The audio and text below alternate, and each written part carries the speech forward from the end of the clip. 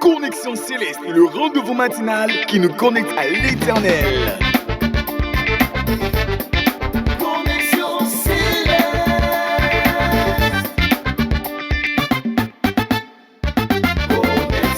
Restons connectés à l'écoute de l'Éternel. Dieu bénisse ta vie, bien-aimé. Shalom à toi. J'espère que tu passes une très bonne semaine. J'espère que la main de l'Éternel t'accompagne dans tout ce que tu fais.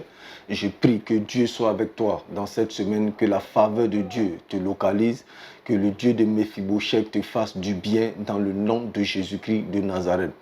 Bienvenue à notre méditation. Ce matin, nous allons lire notre texte dans Actes des Apôtres, chapitre 26, à partir du verset 16. Il est écrit « Mais lève-toi et tiens-toi sur tes pieds, car je te suis apparu pour t'établir ministre et témoin des choses que tu as vues et celles pour lesquelles je t'apparaîtrai. Je t'ai choisi du milieu de ce peuple et du milieu des païens vers qui je t'envoie. » Bien-aimés, il est important de vous focaliser dans le plan de Dieu pour votre vie.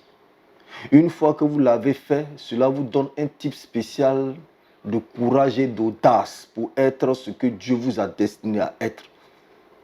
Bien-aimés, lorsque vous allez à un endroit et que vous connaissez le chemin, vous n'avez pas besoin de tergiverser.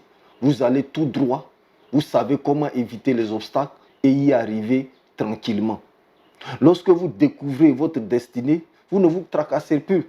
Vous appuyez sur l'accélérateur et vous allez en accomplissant vos destinées pleinement. Bien-aimé, il n'y a rien de plus épanouissant pour une vie qui a un but. Vous devez découvrir votre but. Quel est le but de votre vie? Pourquoi est-ce que vous êtes sur terre? Qu'est-ce que Dieu vous a dit? Bien-aimé, cela est très important. Cela est très important. Celui qui ne connaît pas le but de sa vie est prompt à échouer. Mais celui qui connaît le but de sa vie sait où il va. C'est pourquoi il est important de découvrir le but de sa vie. Il est écrit dans Jean, chapitre 1, à partir du verset 19. Voici le témoignage de Jean lorsque les Juifs envoyaient de Jérusalem des sacrificateurs et des Lévites pour lui demander « Toi, qui es-tu » Il déclara, et ne le nia point, il déclara qu'il n'est pas le Christ. Il lui demandait « Quoi donc? Es-tu Élie » Et il dit « Je ne le suis point. » « Es-tu le prophète » Il répondit « Non. » Il lui dit alors « Qui es-tu » afin que nous donnions une réponse à ceux qui nous ont envoyés. « Que dis-tu de toi-même » Moi, dit-il, je suis la voix de celui qui crie dans le désert.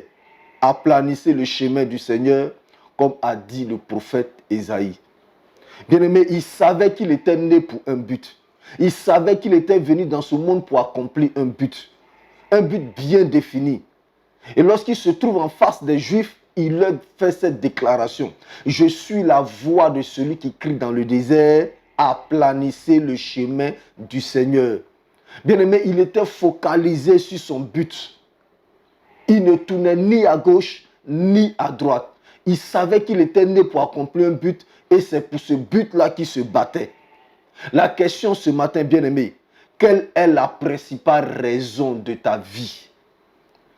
Quelle est la principale raison de ta vie sur terre?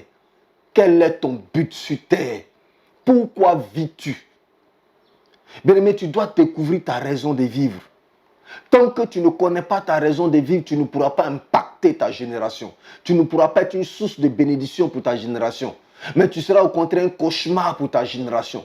Je prie qu'il n'en soit pas ainsi pour toi. Découvre le but de ta vie et impacte ta génération.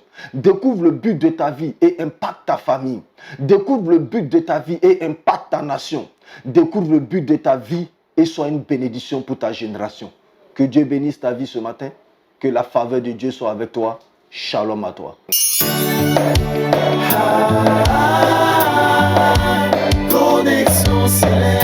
Le rendez-vous matinal qui vous rapproche de l'Éternel.